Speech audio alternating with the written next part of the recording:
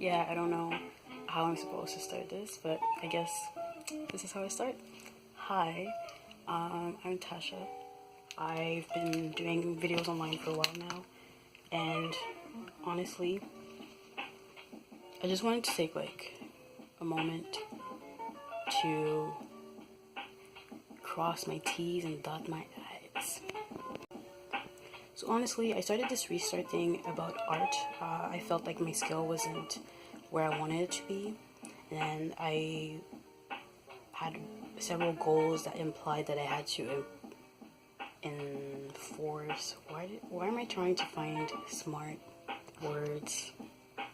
I was trying to improve the skills that I already have, and I was trying to learn things that I didn't know how to do.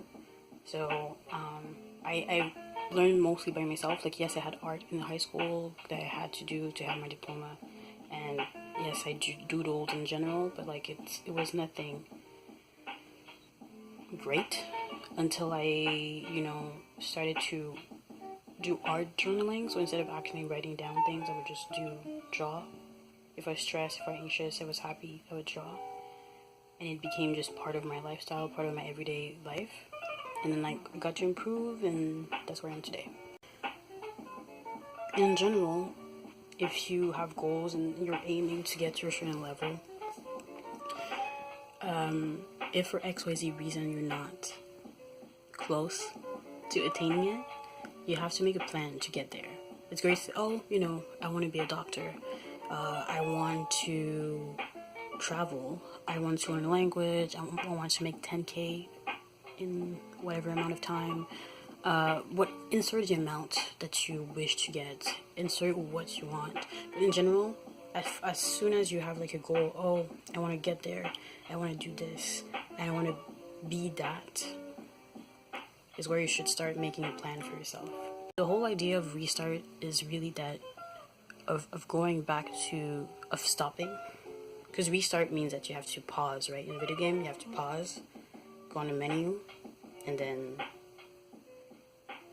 no matter what level that you are, whether you're at level 3, 13, or 30, you go back, not trying to be like, but I know this already.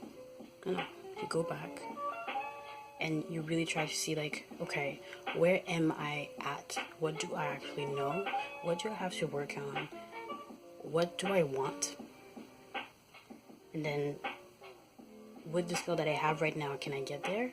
If not, what do I have to learn? Who do I have to talk to?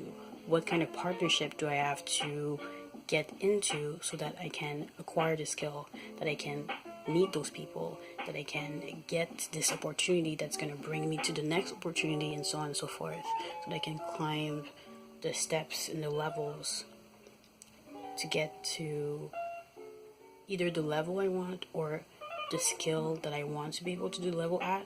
Because I don't know if you play video games before, but it's really easy. Let's say Mario Kart. Mario Kart is a bad example because you can just like take a remote and play, and you'll be okay, whether you're 5 or 15 or 55. So, but Mario, like, whatever, like, if you have a game, even on your phone, that you're doing, even if it's a smartphone game like Candy Crush or whatever. Candy Crush is a good example because you can go back to old levels that you did and make them and do it better and do it in less moves, right? You can play golf or any game really, and the more you play, the less mistakes you do, and therefore the more efficient you are, the faster it is, the more fun it is, depending. The whole point of a restart is really that if you're unhappy with who the person, like who you are, like the person that's looking back at you in the mirror in the morning, like if you don't like XYZ part of your personality, you're like, I don't know, I'm shy, I'm selfish, I'm trying to find like bad things that you would want to work on. As soon as you realize whether it's a character trait like being shy or not really being comfortable talking in public, for example, there are steps that you can put in to be less impacted by the judgment of others, and be reserved, but still be able to speak up if you need to, and you know, feel more comfortable in spaces where there's other people there, right? If that's possible with shyness, which is a character trait, you learn to new skills so that it doesn't close opportunities for you. It's the same thing for everything else. I just chose art because it's something that you can see and understand and literally see the difference between a random doodle that I did with a marker like really fast, and like a piece that took 15 minutes to do that looks nice, or something that took 3 hours or 3 days or 3 months, so on and so forth. The goal is not so much to become some sort of like fantastic artist that I can draw everything like it is in my head. Am I actually gonna get there one day? You know what, nowadays I say yes, because there's no way that if you practice every day, every week, and you put in your best and you actually put in work, that you're not going to improve. So if you put in work, you have goals, you put energy on getting towards finishing your goal at some point, you are going to improve. It's just a question of time. So don't think about the time that you're going to take. Really just focus on that goal that you have. Figure out a plan to get there. And then when that's figured out, you know what you want. You know how to get there. You have to be realistic about who you are and what your setbacks are. And who you are as like, what is my personality? What am I like leaning towards? So what is like the cycles that I always go into that makes me succeed or fail in general, whether it's my family, my relationship, at school, at work, with myself, with my, I don't know how you're tidying up your room or your apartment or your locker, whatever it is. Like it starts with the small things. When you start with the small things with yourself, and you start with the small things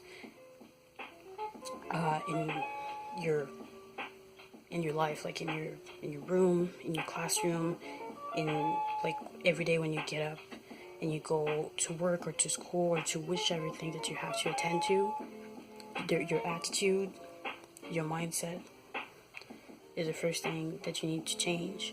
And for that, you need to restart and really look back, pause and look back of like, okay, what have I done? Not in a negative way, just like in a, like, what's my behavior like? Am I really this person? Do I like being represented by, if like somebody was reading everything that I did and said, would that be equivalent to who I am and the person I really am? Or is this just the way I acted because I was shy, because I was angry, because I was tired, because I was depressed, because I was anxious, because I was stressed? Add other adjectives. Because if that's the case, and if you've just been this really stressed, tired person for a while, you're not really being yourself. So all the things that you did and didn't do, or the thing that you said and didn't say, may not be representative of who you are. If that upsets you, if that frustrates you, if that makes you angry, it's okay. You're human. You kind of have to accept that this shit happened, and that's how you were feeling that in the moment, and you're the best expert on your situation to know why you acted this way and why you felt this way, and etc. But people don't care. They don't. Everybody, all the struggles that you go through and all the angst and like reason that make you act or react a certain way, other people have that too. So I'm not saying that to say like, oh, you know, I'm not saying that to compare. I'm really just saying that so that instead of thinking that, oh, I'm a victim, I have it the worst and my life is awful, and maybe it is, and I'm not saying it's not, but like your mindset, you have power over that. You don't have power over life. Life happens sometimes and it's really unfair, but like you're not the victim of your life. If you restart the way that you think and restart and the mindset shift, your mindset shift has changed the way that you think about